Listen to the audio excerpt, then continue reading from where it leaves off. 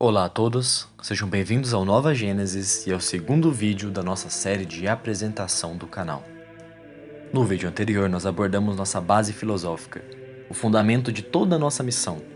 Missão essa que, se tivéssemos que resumi-la em uma frase, poderíamos dizer: a vitória sobre a morte. Mas felizmente não precisamos nos conter a uma única frase, e hoje traremos detalhes importantíssimos sobre esse assunto. Portanto, não se esqueça de curtir o vídeo, compartilhar com seus amigos, considere deixar um comentário e, principalmente, se inscreva se ainda não for inscrito. E dito isso, vamos ao vídeo. Para falar de tarefa comum, precisamos começar pelo seu idealizador, Nikolai Fedorovich Fedorov, um revolucionário filósofo cristão ortodoxo, considerado pai do cosmismo russo e uma grande influência nas modernas ideologias transhumanistas. Para ele, a verdadeira doutrina cristã era um chamado às armas numa guerra sem tréguas contra a morte. Qualquer coisa menor do que isso não era evangelho. Mensagens de consolo diante da morte seriam falsificações evangélicas dessa convocação cristã. Segundo ele, o cristianismo não salvou plenamente o mundo por não ter sido completamente assimilado. Essa postura diante da morte é o que ele chamou de tarefa comum, justamente por ser uma tarefa que se estende a toda a humanidade.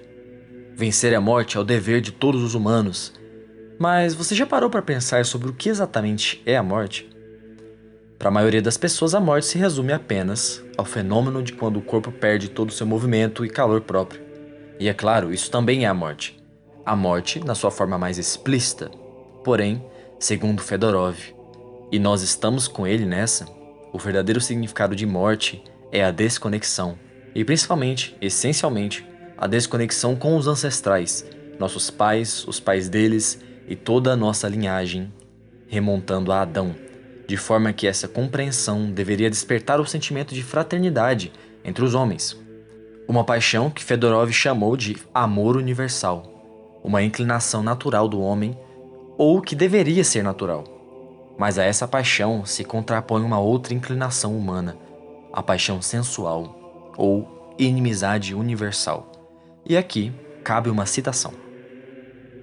A respeito das duas paixões, sensualidade sexual e amor de uma criança por seus pais, ou o que dá no mesmo, inimizade universal e amor universal. Não existe ódio eterno, eliminar o ódio temporário é nossa tarefa. Tornem-se crianças. As duas paixões são a sensualidade sexual e o ascetismo resultante como uma rejeição da sensualidade e o único sentimento de amor universal pelos pais, que é inseparável da única razão. A hostilidade não tem causa. Ou existem causas reais para as relações não fraternas entre as pessoas e a falta de parentesco entre a natureza cega e os seres racionais? E como o parentesco pode ser restaurado? A atração da beleza externa pela força sensual é um estratagema para enganar os indivíduos com o objetivo de preservar a espécie.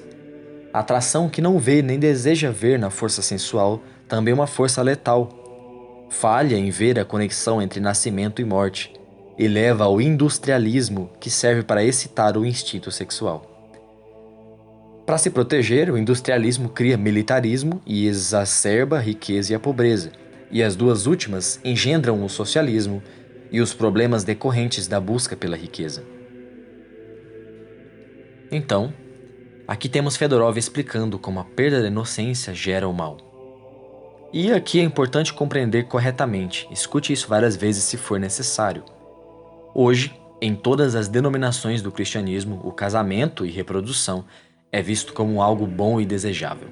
E é claro que essas coisas são essenciais para a preservação da espécie humana sobre a Terra. Mas será que esse tipo de humanidade deve ser preservada? Fedorov, em outra citação, contrasta o homem comum com o que ele chama de filho do homem. Vamos a ela. Ao participar dessa tarefa, todo homem se torna um grande homem, porque participa da grandeza da tarefa incomparavelmente maior do que aqueles que foram chamados grandes homens. Só o Filho do Homem é um grande homem, pois atingiu a idade adulta de Jesus Cristo, que se autodenominou Filho do Homem. Um humanista que se autodenomina humano e se orgulha dessa denominação, evidentemente ainda não atingiu a idade adulta em Cristo, e não se tornou Filho do Homem. Aqueles que rejeitam a veneração dos antepassados estão se privando do direito de ser chamados filho do homem. Em vez de participar da tarefa comum, eles se tornam os órgãos, as ferramentas de várias indústrias, meras engrenagens, por mais que pensem que vivem para si. Aqui, fica claro que o termo filho do homem é usado para descrever alguém que superou o estágio da vida comum e mundana. Qualquer semelhança com a ideia de super-homem de Nietzsche, a transcendência do homem, não é mera coincidência. Tudo aquilo que Nietzsche pôde apenas intuir de forma vaga, Fedorov definiu com precisão assustadora. O super-homem, ou o filho do homem, é a ideia mais sublime que a mente humana é capaz de criar. E com certeza, isso lhe remeteu ao Superman e aos super-heróis em geral. E novamente, essa é mais uma conexão acertadíssima. Para o horror dos tradicionalistas, o super-homem profetizado por Nietzsche e o filho do homem de Fedorov se referem exatamente ao advento dos super-heróis da ficção. Ou você acha que é por acaso que praticamente todos os super-heróis são marcados pela morte de seus pais? Mais do que meramente um tropo ficcional, os super-heróis são o arquétipo do humano ideal. Todas suas características, o disfarce, os poderes e principalmente o luto pela morte dos pais conversam profundamente com o nosso espírito e isso explica seu sucesso inegável, ainda que hoje todo esse poder que eles têm esteja sendo parasitado por megacorporações que não os veem assim. O termo filho do homem é incrível, pois traz a ideia daquilo que vem depois do homem, transcende o homem, e ao mesmo tempo denota a tarefa comum, ou seja, o filho do homem é aquele que justamente assume seu papel como filho de Adão, papel de honrar seus pais e ressuscitá-los. O sangue de todos nossos antepassados clama por significado, de dentro de nossas próprias veias, e o sentido do homem está fora dele, no filho do homem, que é um análogo a Deus. Em tempo, o termo teoses, que usamos para denominar nossa filosofia religiosa, vem de uma palavra da teologia ortodoxa, que pode ser traduzida como fazer Deus. Existe um outro autor que desenvolveu um conceito muito parecido, o absurdo Nikos Kazantzakis. Talvez o nome não te lembre nada, mas certamente você já viu, ou ao menos ouviu falar, do grandioso filme A Última Tentação de Cristo, que é uma adaptação do seu livro de mesmo nome. Kazantzakis acreditava que Deus era o grito que buscava transcender todos os limites, de dentro das entranhas dos homens, num combate sem fim contra tudo e todos. Para Nikos, o instinto de reprodução dos seres vivos, por exemplo, é Deus querendo sair da pessoa, habitar uma nova forma além, e a morte aconteceria devido à nossa incapacidade de alcançá-lo, de acompanhá-lo. Mas ele não pode parar. Se ele parar de avançar, então ele mesmo morrerá, será consumido completamente pela entropia, pela natureza cega, e a luz do Espírito se apagará para sempre. Nossa missão não é salvar a humanidade, percebe? A humanidade como ela é, só pode servir como um degrau para Deus pisar e seguir adiante. Só pode servir como um degrau para que o Filho do Homem possa acompanhar Deus em sua jornada ao infinito e além. Creio num Deus guarda-fronteiras de duplo nascimento, militante e sofredor, poderoso mas não onipotente, guerreiro dos mais recuados confins, imperador no comando de todas as forças da luz, visíveis e invisíveis.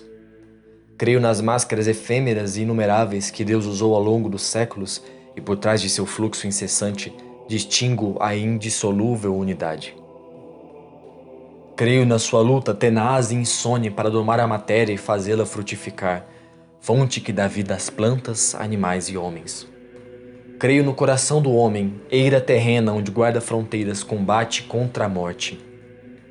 Socorro, gritas, socorro, gritas, e eu te escuto, Senhor. Dentro de mim, os antepassados, os descendentes, as raças todas, a terra inteira ouvem teu grito com terror e alegria.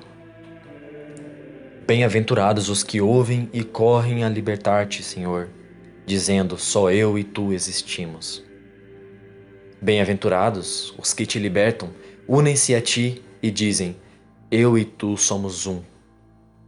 E 3 vezes bem-aventurados os que carregam nos ombros, sem vergar ao seu peso, o grande, o extraordinário, o terrível segredo. Sequer este um existe. Acese, Os Salvadores de Deus, páginas 149, 150. E essa é a escrita de Kazantzakis, que tem tantos pontos de ligação com a filosofia da tarefa comum que não caberiam nesse vídeo. E claro, na trilha indicada por esses grandes homens nós buscamos seguir nossa vida e trabalho, e aqui convidamos você a seguir também. Você vai ter coragem de declarar guerra contra o que sempre chamou de natureza? Agora, terminamos o segundo vídeo de apresentação. Peço que, se gostou, deixe sua curtida. Fique à vontade nos comentários. Compartilhe o que fazemos com mais pessoas e, claro, não se esqueça de deixar sua inscrição. Fique atento aos próximos vídeos. Nova Gênesis agradece a você que chegou até aqui e até logo.